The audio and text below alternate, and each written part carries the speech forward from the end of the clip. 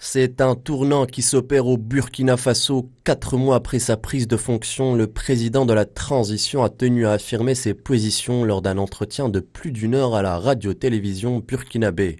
Lutte contre le terrorisme et positionnement sur la scène internationale sont les points phares de la prise de parole du chef de l'État burkinabé, resté avare en déclaration jusque-là. Le capitaine Traoré a tenu à éclaircir la position de son pays, notamment vis-à-vis de la France, suite à la rupture de l'accord militaire entre les deux pays.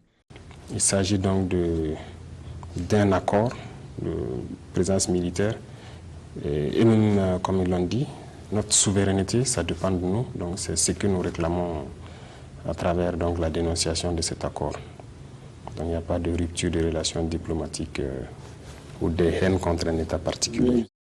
Il s'agit donc pour le nouveau chef d'État du Burkina Faso de rompre avec une tradition d'ingérence, voire de tutelle de la France envers ses ex-colonies, une mesure longtemps réclamée par les Burkinabés.